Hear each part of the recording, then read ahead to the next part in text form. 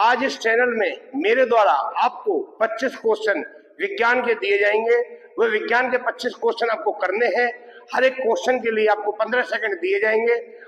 ये 25 क्वेश्चन आपको प्रतियोगिता परीक्षा में सफलता दिला सकते हैं। आपके लिए प्रस्तुत है ये 25 क्वेश्चन। आपके लिए पहला प्रश्न ये रहा, किस अमल का उपयोग सीसा संचायक बैटरी में किया जाता है? सल्फ्यूरिक अमल, हाइड्रोक्लोरिक अमल, नाइट्रिक अमल, एसिटिक अमल। आपको इसके लिए 15 सेकंड दिए जा रहे हैं। किस अमल का उपयोग सीसा संचायक बैटरी में किया जाता है? सल्फ्यूरिक अमल, हाइड्रोक्लोरिक अमल, नाइट्रिक अमल, एसिटिक अमल। इसका आंसर है आपका सल्फ्यूरिक अमल। तो किस अमल का उपयोग सीसा संचायक बैटरी में होता है? सल्फ्यूरिक अमल। अब आपके सामने पेश है दूसरा क्वेश्चन। अब आपके सामने दूसरा क्वेश्चन ये रहा, ब्लैक होल सिद्धांत की खोज किसके द्वारा हुई? S Chandrasekhar, Hargobind Khorana, CV Raman, S Ramanujan. Time start now. इसके लिए आपको हमने 15 सेकंड दिए हैं। 15 सेकंड में आपको इनका आंसर देना है।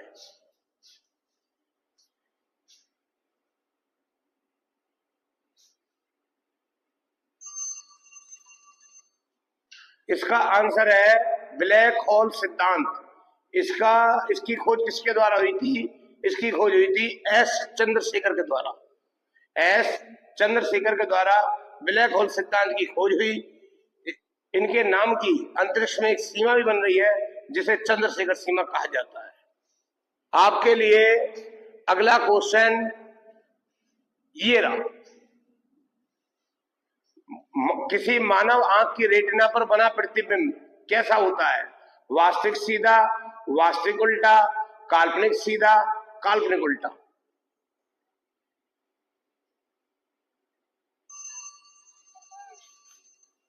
इसका आंसर है बी, वास्तविक व उल्टा। मनुष्य की आंख पर रेटिना पर जो प्रतिबिंब बनता है वो वास्तविक और उल्टा बनता है। फिर मस्तिष्क के द्वारा उसको सीधा किया जाता है। वास्तविक और उल्टा इसका आंसर है। अब आपके लिए क्वेश्चन नंबर 4। कांच है एक प्रकार का। नंबर 1 अतिस्थितिज द्रव, number 2 polymer, number 3 crystal, number 4 धातु। इसके लिए आपको 15 सेकंड दिए जा रहे हैं। Time up. इसका आंसर है कांच एक प्रकार का क्या है? इसका आंसर है अतिस्थितिज द्रव। अतिस्थितिज द्रव कांच है। अतिस्थितिज द्रव क्या कहलाया जाता है आपका? कांच। सोडा वाटर बनाने के लिए कौन सी गैस प्रयुक्त की जाती है? आपको बताना है सोडा वाटर बनाने के लिए कौन सी gas. NO, CO, CO2, SO2 है। ये गलत प्रिंट हो रहा है, CO2 और SO2। सोडा वाटर बनाने के लिए हम CO2 गैस का प्रयोग करते हैं। सभी तैयार? आपके लिए अगला क्वेश्चन ये रहा। उस क्वेश्चन के लिए आपको 15 सेकंड दिए जाएंगे। नेक्स्ट, प्रतिध्वनि किस कारण सुनी जाती है? ध्वनि तरंगों का परावर्तन, ध्वनि तरंगों का अपवर्तन, ध्वनि तरंगों का व्यतिकरण या अनुनाद।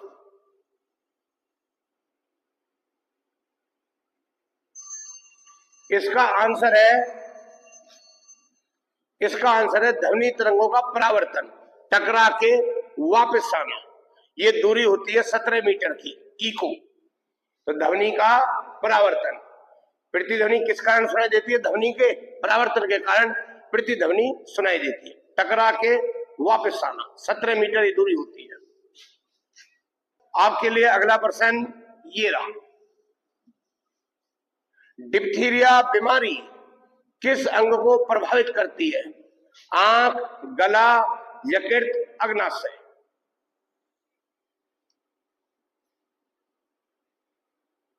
Time up.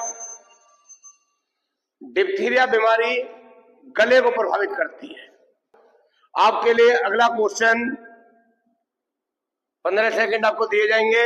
ये रहा, निम्न में से किस रंग की वेवलेंथ सबसे ज्यादा होती है? यानी किस रंग की तरंग दैर्घ्य सबसे ज्यादा होती है। लाल, बैंगनी, पीला, हरा। Time up. किस रंग की तरंग दैर्घ्य सबसे ज्यादा होती है? इसका आंसर है लाल। लाल रंग की तरंग दैर्घ्य सबसे ज्यादा होती है, और जिसकी तरंग दैर्घ्य ज्यादा होती है उसकी आवृत्ति क्या होती है? कम। आपके लिए 15 सेकंड के लिए अगला क्वेश्चन। सभी तैयार? ये रहा। चीनी के घोल में टेम्परेचर बढ़ाने से चीनी की वैल्यता घटती है, बढ़ती है, समान रहती है? कोई नहीं। जैसे आप चीनी को पानी में मिलाकर गर्म करेंगे तो चीनी जल्दी घुलेगी या नहीं? Time up. इसका आंसर है चीनी के घोल में टेम्परेचर बढ़ाने से चीनी की वैल्यता बढ़ती है। चीनी की वैल्यता बढ़ती है। आपको इसमें मेरे द्वारा 15 सेकंड दिए जा रहे हैं, और आशा है बहुत ही ये आपको इसमें मेरे द्वारा 15 सेकंड दिए जा रहे हैं। ये बहुत ही इंपॉर्टेंट और बहुत ही इंपॉर्टेंट सवाल है जो आपको आपकी परीक्षा में सफलता दिलाएंगे, और दैनिक जीवन में भी आपको प्रश्न आपको आने चाहिए। आपके लिए अगला क्वेश्चन। विटामिन बी की कमी से होने वाला रोग? सकरवी, बेरीबेरी, रतौंधी, इनमें से कोई नहीं। बड़ा इंपॉर्टेंट है। विटामिन बी की कमी से होने वाला रोग? सकरवी, बेरीबेरी, रतौंधी, इनमें से कोई नहीं। Time up. विटामिन बी की कमी से बेरीबेरी रोग होता है। विटामिन बी की कमी से बेरीबेरी रोग। 15 सेकंड। निम्नलिखित में कौन सा तत्व कार्बनिक यौगिकों में मौजूद रहता है? Carbon, nitrogen, sulphur, phosphorus. कौन सा तत्व कार्बनिक यौगिकों में मौजूद रहता है? Time up. निम्नलिखित में कौन सा तत्व कार्बनिक यौगिकों में मौजूद रहता है? इसका आंसर है कार्बन। 15 सेकंडों के लिए ये रहा। टेट्रा एथिल लेड पेट्रोल में क्यों मिलाया जाता है? हिमीकरण रोकने के लिए, क्वथनांक बढ़ाने के लिए, सफरांक बढ़ाने के लिए, अब सपोर्ट रोधी दर बढ़ाने के लिए?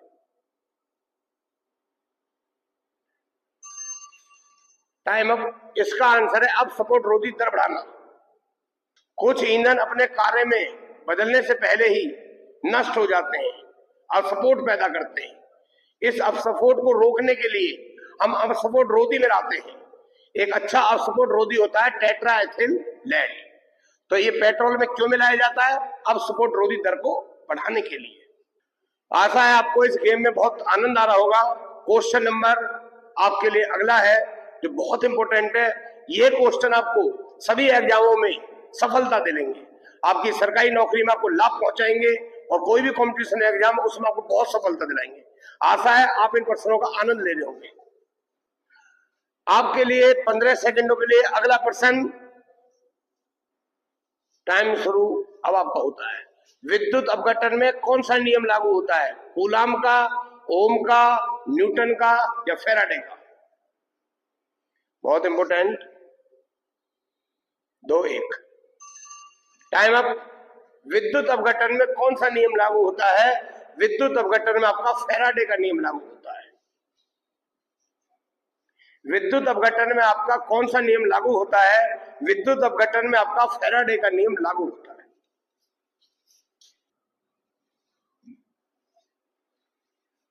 पारे का प्रतिरोध शून्य कब होता है? 8 केल्विन पर, 10 केल्विन पर, 4 केल्विन पर, 0 केल्विन पर? Time up. इसका आंसर है 4 केल्विन पर। पारे का प्रतिरोध 0 कब होता है? 4 केल्विन पर। इस क्रिया को अतिचालकता कहा जाता है, प्रतिरोध का 0 हो जाना।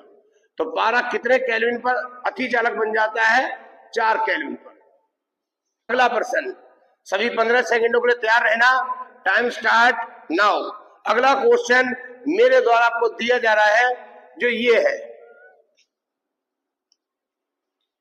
मेथेनॉल को कहते हैं रबरिक alcohol, grain alcohol, wood alcohol, denatured alcohol?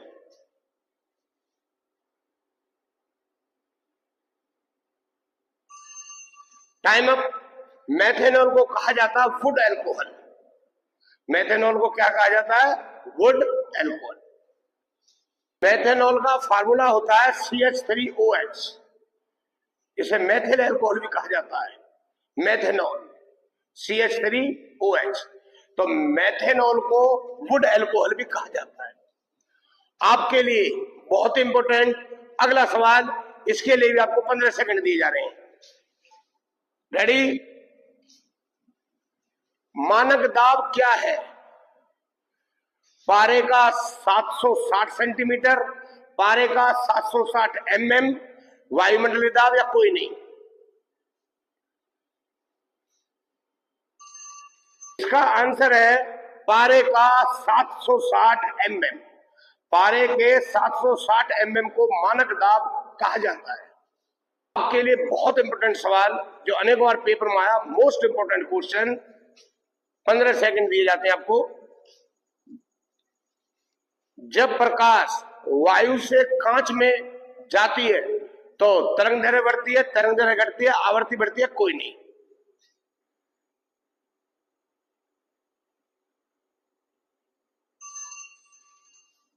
का आंसर है जब प्रकाश वायु से कांच में जाती है, कांच का अपवर्तनांक ज्यादा होता है।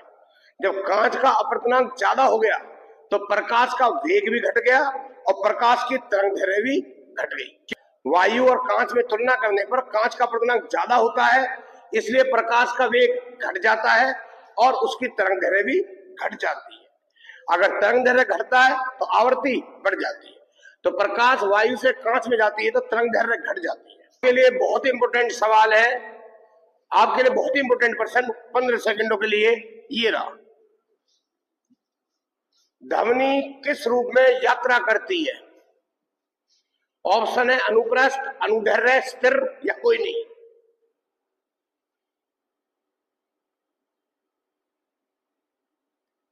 Time up. ध्वनि, इसका आंसर है ध्वनि। मैं आपको याद भी करवा देता हूं, ध्वनि ध्वनि ध्य से धैर्य। तो ध्वनि अनुदैर्घ्य तरंगों के रूप में। जो माध्यम के कणों के लंबवत होता है वो अनुप्रस्थ, जो माध्यम के कणों के समानांतर होता है वो अनुदैर्घ्य है। तो ध्वनि हमेशा अनुदैर्घ्य तरंगों के रूप में चलती है। 15 सेकंडों के लिए अगला क्वेश्चन आपके लिए ये रहा।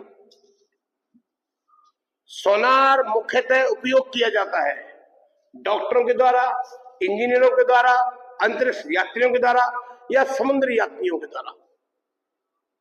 सोनार बहुत इंपॉर्टेंट क्वेश्चन है, अनेक बार पेपर में आया है। सोनार मुख्यतः उपयोग किया जाता है समुद्री यात्राओं के द्वारा। सोनार समुद्री यात्रियों के द्वारा उपयोग किया जाता है। जैसे रडार बताता आपका वायुयान के बारे में, सोनार आपका जलयानों में समुद्री यात्रियों के द्वारा प्रयोग किया जाता है। आपके लिए बहुत इंपॉर्टेंट क्वेश्चन आगामी 15 सेकंडों के लिए। बहुत इंपॉर्टेंट प्रश्न है आपके लिए। सूर्य में नाभिकीय ईंधन क्या है? हीलियम, यूरेनियम, हाइड्रोजन, अल्फा कण?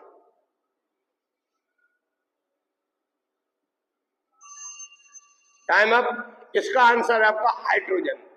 तो सूर्य में नाभिकीय ईंधन क्या है आपका? हाइड्रोजन।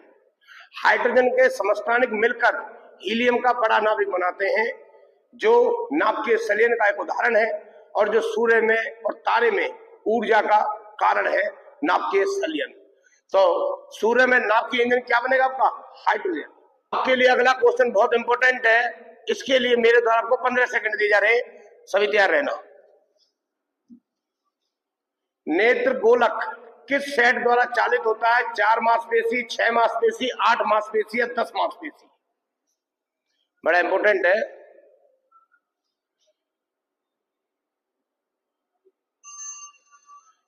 इसका आंसर है आपका 6 मांसपेशियों द्वारा। नेत्र गोलक किस सेट द्वारा चालित होता है? 6 मांसपेशियों द्वारा। नेत्र गोलक 6 मांसपेशियों के सेट द्वारा चालित होता है। इसमें 4 सीधी और 2 तिरछी होती है। तो नेत्र गोलक आपका 6 मांसपेशियों के सेट द्वारा चालित होता है, जो आंखों को दाएं बाएं, ऊपर नीचे और स्थिति को नियंत्रित करने का कार्य करता है नेत्र गोलक। तो इसका आंसर हो गया 6 मांसपेशी। अब आपके लिए बहुत इंपॉर्टेंट क्वेश्चन 15 सेकंडों के लिए, क्वेश्चन नंबर 22। सभी अम्लों में समान तत्व क्या है? इसके लिए आपको 15 सेकंड दिए जाते हैं। सभी अम्लों में सबसे अधिक समान तत्व क्या है? हाइड्रोजन, क्लोरीन, ऑक्सीजन, गंधक।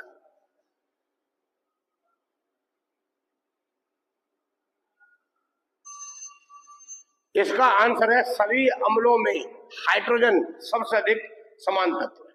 अगला क्वेश्चन नंबर 23, इसके लिए आपको 15 सेकंड दिए जा रहे हैं। आपका समय शुरुआत होता है अब। ऑक्सीकरण को किस रूप में परिभाषित किया जाता है? इलेक्ट्रॉनों का लाभ, प्रोटॉनों का लाभ, प्रोटॉनों की हानि या इलेक्ट्रॉनों की हानि? ऑक्सीकरण ऑक्सीकरण ऑक्सीकरण किस रूप में परिभाषित की जाती है? ऑक्सीकरण है आपके इलेक्ट्रॉनों की हानि। इलेक्ट्रॉनों की हानि को ऑक्सीकरण के रूप में परिभाषित किया जाता है। क्वेश्चन नंबर 24 ये रहा। हेनरी किसकी इकाई है? विद्युत धारिता, चुंबकीय क्षेत्र, प्रेरक तत्व, प्रतिरोध।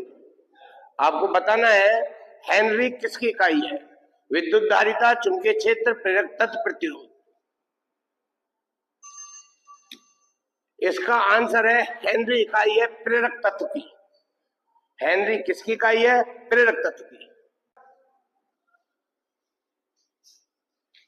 जब बर्फ के टुकड़े पर दबाव बढ़ाया जाता है तो उसका गलनांक घट जाता है, अपरिवर्तित रहता है, बढ़ जाता है या इनमें से कोई नहीं? अगर किसी बर्फ के टुकड़े पर दबाव दबाएं तो क्या होता है? तो उसके गलनांक पर क्या प्रभाव पड़ता है?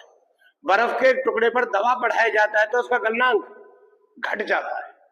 इसका आंसर क्या है? उसका गलनांक घट जाता है।